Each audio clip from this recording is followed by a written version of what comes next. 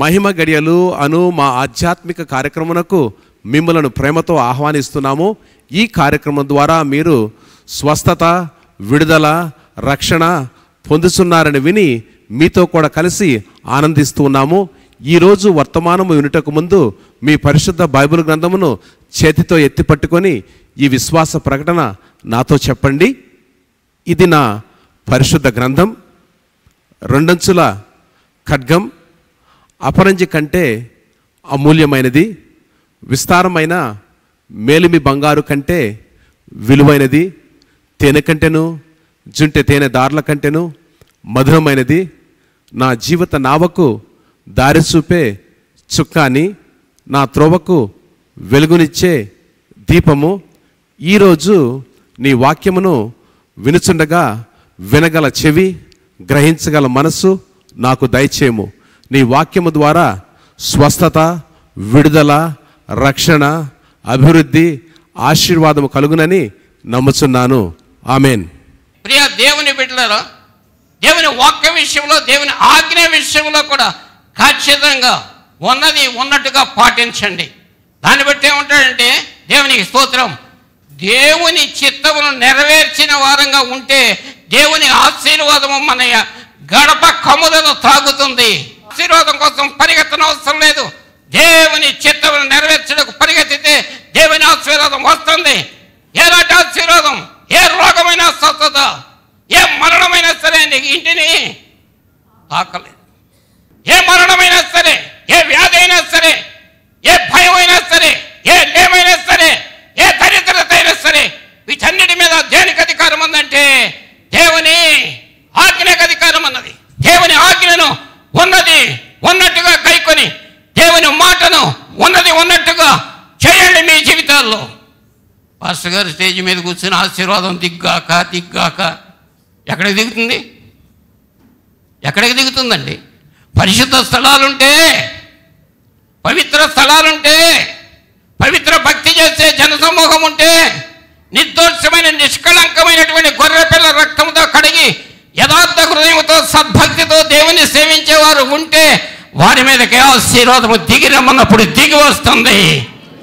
వారి మీద శాపము తొలగిపోగా కంటే తొలగిపోతుంది. నీ భక్తి ఆశీర్వాదాన్ని తీసుకొచ్చే భక్తిగా ఉండాలి. నీ ప్రార్థన దేవుని దగ్గర నుంచి ఒక ఆశీర్వాదం తీసుకొచ్చేటట్టుగా ఉండాలంటే ఆ ప్రార్థనకు, ఆ భక్తికి, ఆ ఆజ్ఞకు విరోధమైనది నేను రాను అన్నాడు. అయితే ఎవరి మాటది? షామీయేలు మాట కాదు. షామీయేలు ఒక ప్రవక్త. కానీ షామీయేలు ఎవరి ప్రతినిధిగా ఉన్నాడంటే దేవుని ప్రతినిధిగా ఉన్నాడు. దేవుని ప్రతినిధిగా ఉన్నవాళ్ళు దేవుడి నుండి మాట్లాడుతున్నాడు. ఎందుకని? ఇక చాలు, ఇక చాలు, నేను నీతో రాను, నేను నీతో రాను. మనుషులకు విరోధంగా మనిషి పాపం చేస్తే దేవుడు క్షమిస్తాడు. పాపం చేయమనలేదు, చేస్తే అంటున్నాడు. దేవుడు క్షమిస్తాడు. దేవుని వాక్యానికి, దేవుని సత్యానికి విరోధంగా పాపం చేస్తే ఎవరు క్షమిస్తారు? ఎవరు క్షమిస్తారు?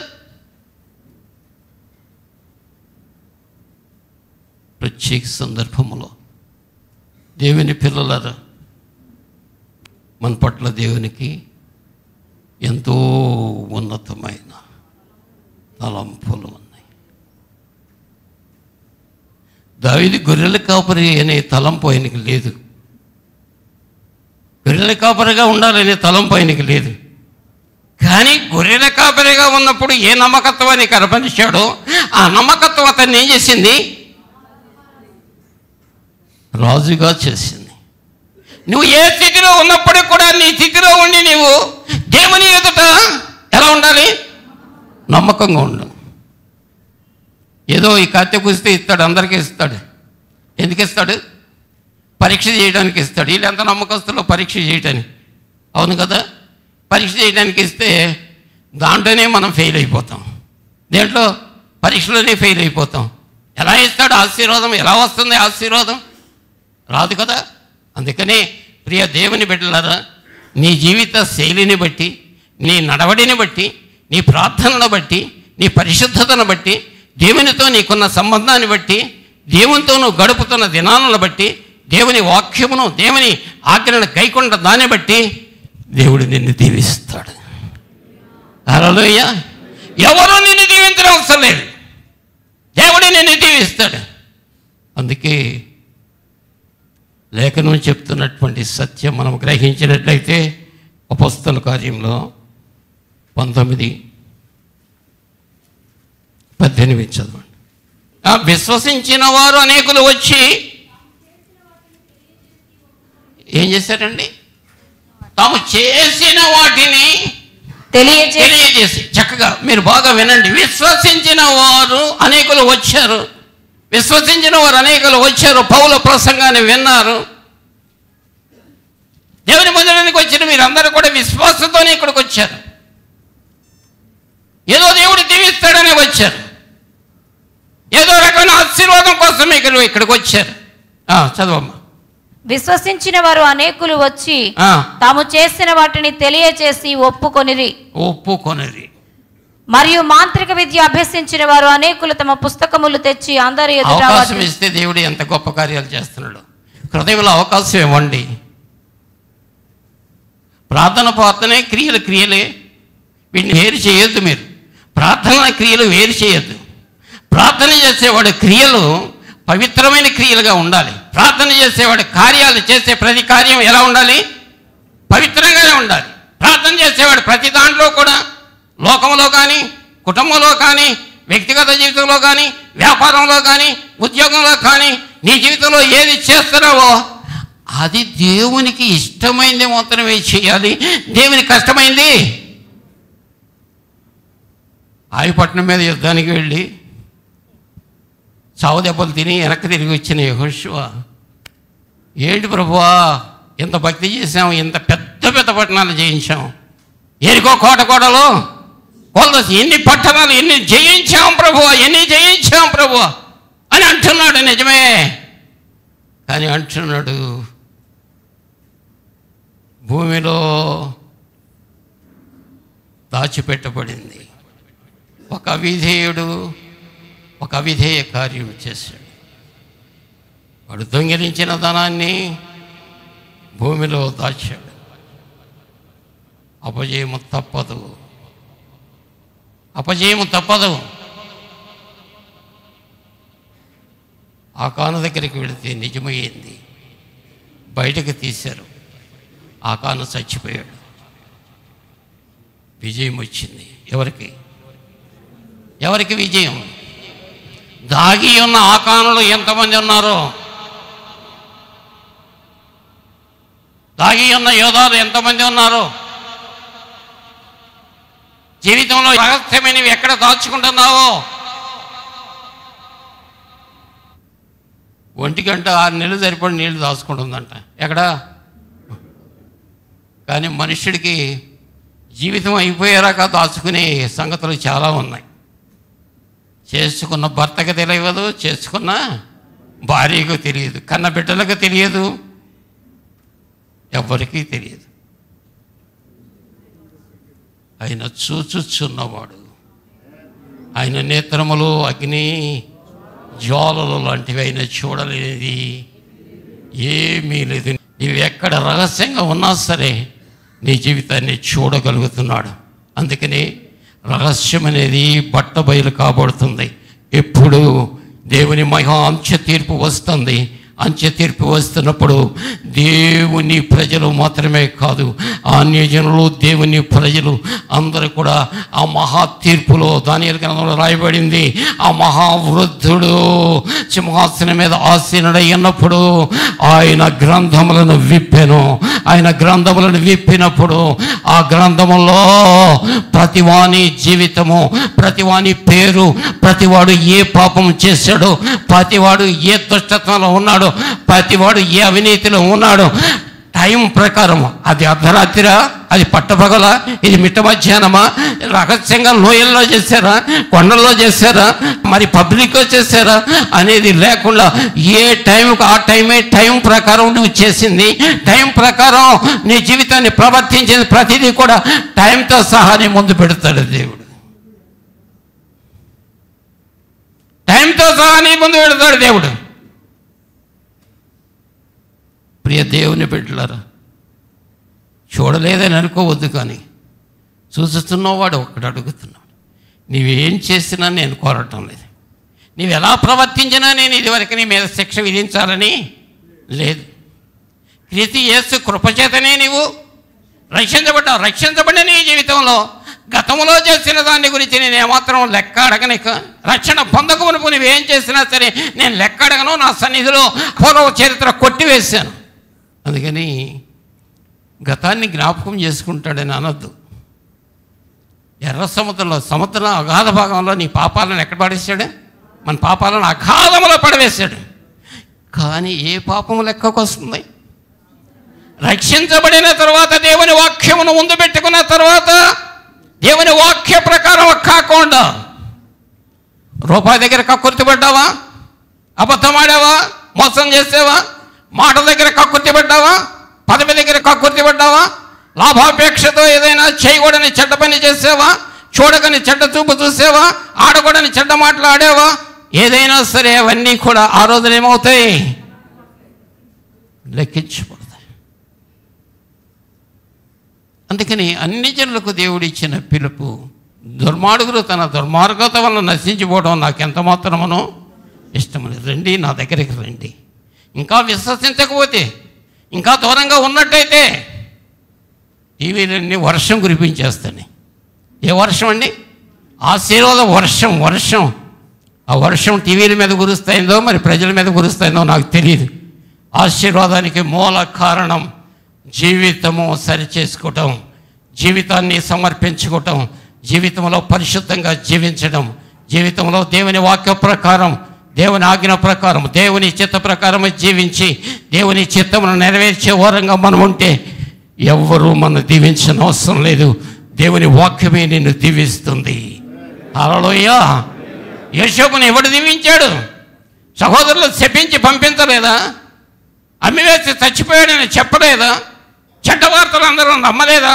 యోసేపు లేడని అనుకోలేదా? కానీ నీతిమంతులు ఎప్పుడైనా సరే 7 మారులు పడినా సరే తిరిగి లెగుస్తాడు. కానీ యోసేపు పడిపోయాడని కాదు, యోసేపు జీవితాన్ని చక్కగా కాపాడుకున్నాడు, పవిత్రంగా ఉంచుకున్నాడు. ఎవరికీ తెలియదు. ఒకడేమో ఏం తినేసిందండి, ఏం తినేసిందని చెప్పారు? తోడేలు వచ్చి తినేసింది.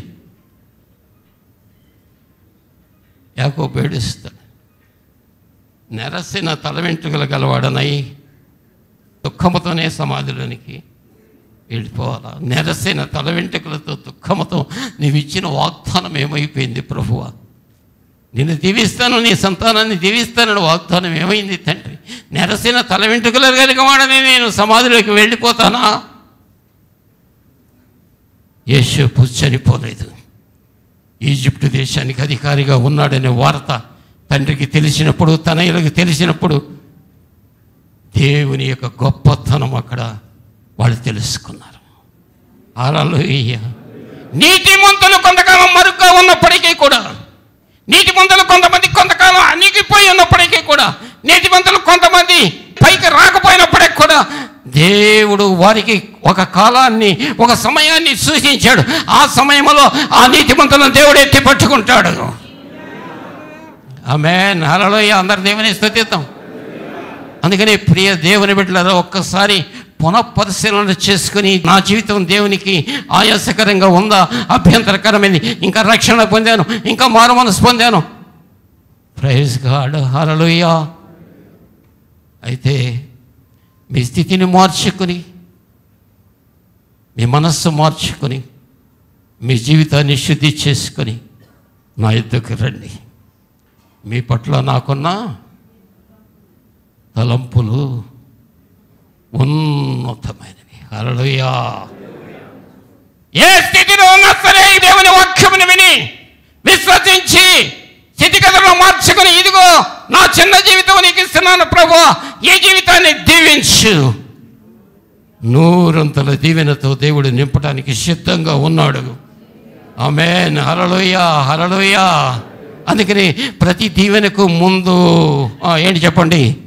ప్రతి దీవెనకు ముందు కొంత మార్పు, ఎక్కడ మార్పు చేసుకోవాలి, ఎక్కడ సరి చేసుకోవాలి, జీవితాన్ని ఎలా సమర్పించుకోవాలి, జీవితంలో దేవుని చిత్తముని ఎలా గైకొనాలి, జీవితంలో దేవుని వాక్యముని ఎలా గైకొనాలి, దేవుని ఎలా సంతోషపెట్టాలని ఒక్కటి నువ్వు కలిగి ఉంటే ఇక జీవితానికి మాత్రమే కాదు, పర జీవితానికి కావలసిన మంచి అవకాశము దేవుడు నీకు కల్పించబోతున్నాడు. ఆమేన్. ఇక జీవితం కోసం ఇన్ని తిప్పలు పడాల్సిన అవసరమో? ఏం దొంగ బతుకుతున్నాడండి, తాగుబోతాడు బతుకున్నాడండి, వ్యభిచారి బతుకుతున్నాడు, నానా దుష్కార్యాలు చేసేవాడు బతుకున్నాడు. ఈ తిప్పలుగా దేనికోసం కాదు, ఈ తిప్పలని దేనికోసం?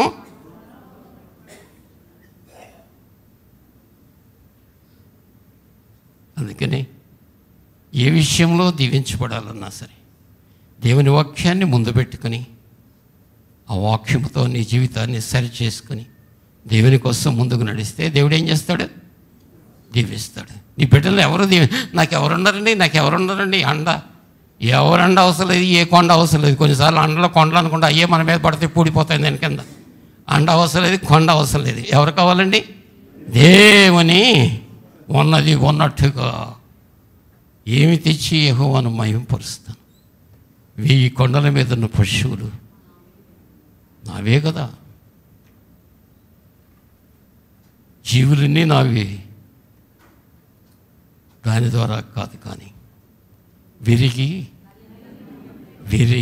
నలిగిన హృదయం యెహోవాకు చాలా ఇష్టమైంది. విరిగి నలిగిన మనస్సుతో దేవుని దగ్గరికి వెళ్ళండి. దేవుడు మీ ఒడులను నింపి పంపిస్తాడు, మీ ఒడులను ఒడి నిండా కొలిసి పంపిస్తాడు. అంతేకాదు, మీ కొట్లను నింపుతాడు, మీ గాదెలను నింపుతాడు. మీ ప్రతి అవసరమును తన అవసరంలో గెలుచుకొని ప్రతి అవసరాన్ని తీరుస్తాడు. ప్రతి అవసరాన్ని తీర్చడానికి సమర్థుడైన దేవుడు. అందుకని ఎలా వెళ్ళాలో అలా వెళ్ళండి. ఏం చేయమంటున్నారో అది చేయండి. చేసి నన్ను అడగండి. అడిగిన దానికంటే, ఊహించిన దానికంటే అత్యధికముగా దీవించాడు యోసేపుని. హల్లెలూయా. అందరూ దేవుని స్తుతిద్దామా? యోసేపుని దీవించిన దేవుడు నిన్నెందుకు దీవించడు, నన్నెందుకు దీవించడు? ఎస్తేరును దీవించిన దేవుడు నిన్నెందుకు దీవించడు, నన్నెందుకు దీవించడు? దేవునికి స్తోత్రం. దానియేలును దీవించిన దేవుడు నిన్నెందుకు దీవించడు, నన్నెందుకు దీవించడు? అబ్రహాము తండ్రి అయిన అబ్రహామును దీవించిన దేవుడు నిన్ను నన్నెందుకు దీవించాడు? అబ్రహామును సేవించే దేవుడిని మనం సేవిస్తున్నాం కదా. అందుకని అబ్రహాము దేవ, ఇస్సాకు దేవ, యాకోబు దేవ అంటున్నాం కదా. మనం దీవించబడిన వారం అవుతాం, తప్పకుండా దీవిస్తాడు. కానీ ప్రియ దేవుని బిడ్డలారా, విడిచిపెట్టవలసిన దాని దగ్గర రాజీ పడవద్దు. ఎందుకంటే సొదొమ గొమొర్రా యొక్క మర్ర ఎక్కడికి వచ్చింది? నా సన్నిధికి వచ్చింది. ఎక్కడికి వచ్చింది? మనం చేసిన ఆయన దగ్గర కేకలు పెడతాయంట, పోయి కేకలు పెడతాయంట. అందుకని ప్రియ దేవుని బిడ్డలారా, మనము దీవించబడటానికి పిలువబడిన వారు, మనం శపించడానికి పిలువబడిన వారు. మనం ఎండిపోయిన సంతానము కాదు, మనము ఫలించి దేవునికి స్తోత్రం వృక్షములాగా నూరంతలుగా ఫలించడానికి దేవుడు మనం పిలిచిన సంతానం మనము. అందుకని ఆ ఫలభరితమైన అనుభవం రావాలంటే కొన్ని దిద్దుబాట్లు మన జీవితంలో అవసరం. చెడును విసర్జించండి, పాపమును చూసి పారిపోయండి. దేవునికి స్తోత్రం. సత్యమునికి విరోధముగా అబద్ధం ఆడవద్దు, దొంగిలించవద్దు, సోమరతనంగా తిరగవద్దు. దేవుని చిత్తానికి జీవితం అప్పగించుకొని దేవుని వాక్యము నా త్రోవలకు, నా పాదములకు దీపము, నా త్రోవలకు వెలుగు. దేవుని వాక్యము ఆయన చూపించిన త్రోవలు నడువు, ఆయన నిన్ను దీవిస్తాడు. హల్లెలూయా. కలహాలు ఎక్కడ ఉండకూడదు, జగడాలు ఎక్కడ ఉండకూడదు, మోసం ఎక్కడ ఉండకూడదు, అపవిత్రత ఎక్కడ ఉండకూడదు, అన్యాయం ఎక్కడ ఉండకూడదు. దానికోసమే కదా చనిపోయింది, దానికోసమే కదా, మన కోసమే కదా చనిపోయింది, వాటి కోసమే కదా. యేసుక్రీస్తు చనిపోయాడు కనుక చనిపోయిన యేసుక్రీస్తు విశ్వాసం ఉంచిన నీవు కొత్త నిబంధన సంఘము ఎలాంటిది అంటాడు? ఎఫెసీ పత్రికలో పరిశుద్ధమైనది, నిర్దోషమైనది, నిష్కళంకమైన గొర్రె పిల్ల అయిన యేసుక్రీస్తు యొక్క రక్తము చేత కడగబడింది, వాక్యములో ఉదక స్నానం చేసింది, పరిశుద్ధాత్మతో అభిషేకించబడింది. ఎవరు ఎన్ని సర్టిఫికెట్లు? కడగబడింది, శుద్ధి చేయబడింది, ఉదక స్నానం చేయబడింది, రక్తములో కడగబడింది, పరిశుద్ధాత్మ అభిషేకం పొందింది, పరిశుద్ధాత్మ ముద్ర పొందింది. హల్లెలూయా, హల్లెలూయా. మనమందరం కూడా ముద్రించబడిన జనులు. అందుకనే ప్రియ దేవుని బిడ్డలారా, ఈ ముద్రించబడిన వారికి దేవుడు ఎన్నో రకాలైన దీవెన దాచి ఉంచాడు. అంచేత ఏ విషయంలో ఎక్కడ మనము దేవునికి విరోధంగా, దేవుని వాక్యానికి విరోధంగా ఆలోచనలు, తలంపులు, క్రియలు వెంటనే ఒక్క నిమిషం తల వంచండి, వెంటనే తలలు వంచండి. దేవా, నీకు ఆయాసకరమైనది ఏమైనా ఉన్నదా? నేను దీవిస్తాను రా, నేను ఆశీర్వదిస్తాను, వర్ధల్లా చేస్తాను. నిన్ను మాత్రమే కాదు, తల్లిదండ్రులైన మీరు నా ఎదుటి యథార్థవంతులుగా జీవించండి. తల్లిదండ్రులు మీరు సద్భక్తి చేయండి. 1000 తరముల వరకు నేను మిమ్మల్ని దీవిస్తాను, ఆశీర్వదిస్తాను.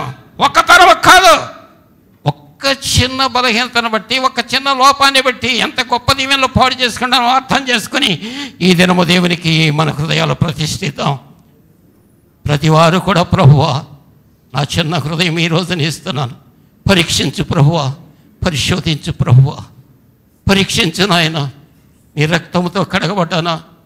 ప్రతి పాపమును, ప్రతి అసహ్యమైన చెడును విసర్జించానా?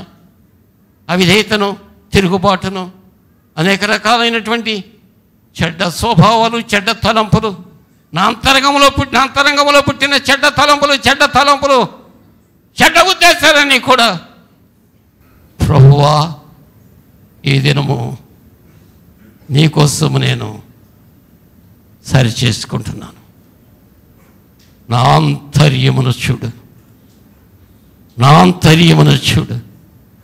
నా శుద్ధ హృదయమును చూడు తండ్రి, నా శుద్ధ హృదయమును చూడు నాయన.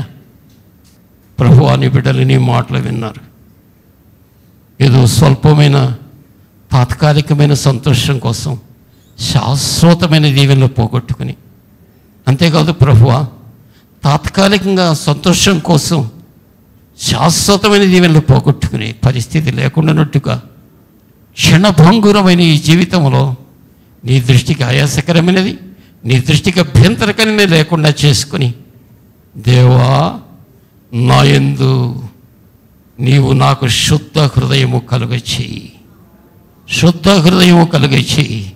నా అంతరంగమును శుద్ధీకరించు, నా దౌర్బల్యములని కడిగి రక్తమును శుద్ధీకరించు. ఇదిగో ఈ చిన్న పాత్ర నీ చేతికి ఇస్తున్నాను. మీరు చెప్పిన మాట ప్రకారం మీరు నన్ను దీవించండి. ప్రేమగల తండ్రి, ఈ వచనం విన్న ప్రతి బిడ్డ జీవితంలో నీ దీవెన పూరిత హస్తముతో ఆశీర్వదించండి. తెలియక కానీ అవిధేయత కానీ, గుర్తింపు లేక కానీ, వాక్య ప్రమాణమును సరిగా గుర్తించకపోవడం కానీ, ఎక్కడైనా లోపం జరిగితే మరొకసారి ప్రార్థన చేసి మీ చేతికి అప్పగించి ఉండగా ఈ దీవెనలన్నీ వారికి అనుగ్రహించండి. యేసు నామములో అడుగుతున్నాం తండ్రి, ఆమేన్. హల్లెలూయా.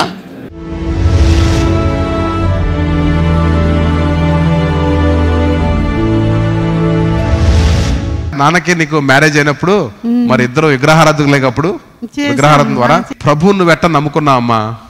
అదే పెళ్ళ ఇంటికి వచ్చిన తర్వాత పిల్లమ్మ 3వ సంతానం రత్నకుమార్ పుట్టినప్పుడు జబ్బు వచ్చింది అనమాట. అంటే రత్నకుమార్ అంటే నేను పుట్టినప్పుడు నాకు 3 ఏళ్ల సంవత్సరం అప్పుడు మరి జ్వరం వచ్చింది. ఆ జ్వరం పోలియో వ్యాధికి దారుణం తీసింది. అప్పుడు అందరికి సోకింది. ఆ పోలియో డ్రాప్స్ అప్పుడు అంత ఇది లేదు.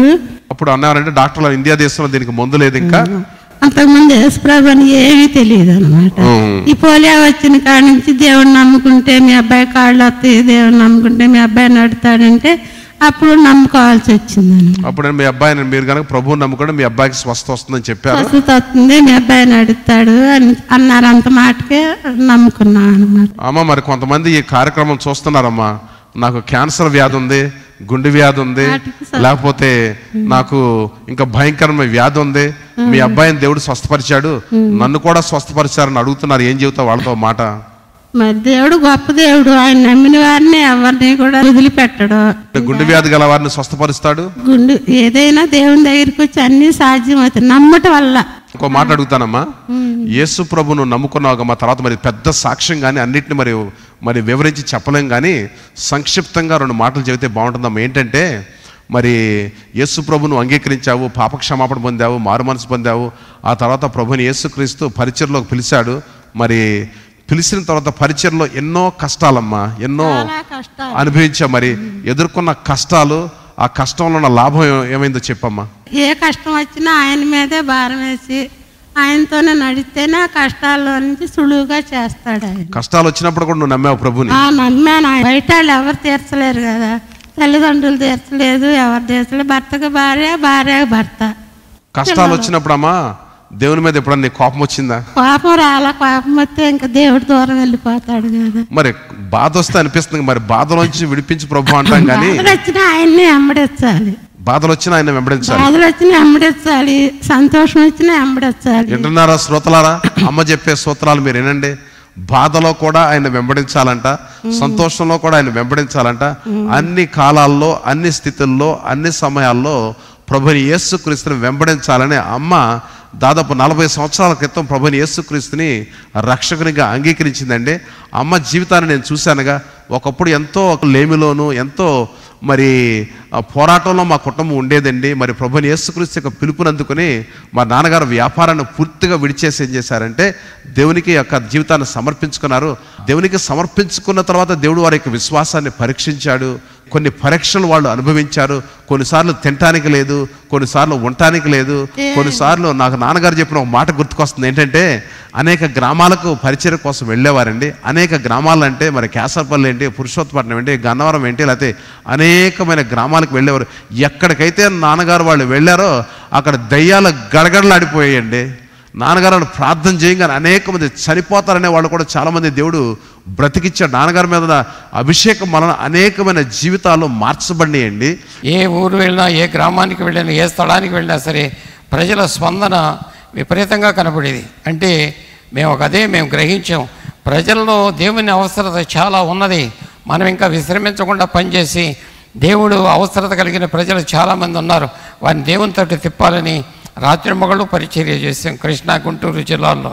అయితే కూడా దేవుడు మా పరిచర్యను ఆశీర్వదించడం మాత్రమే కాదు, మరి ముఖ్యంగా మా తర్వాత మా పిల్లలందరూ కూడా పరిచారకులు అయ్యారు. సంఘంలో ఉన్నవారు మరికొంతమంది పరిచారకులై ప్రభు సేవ కోసం వివిధ ప్రాంతాలకు వెళ్ళి సేవ చేస్తున్నారు.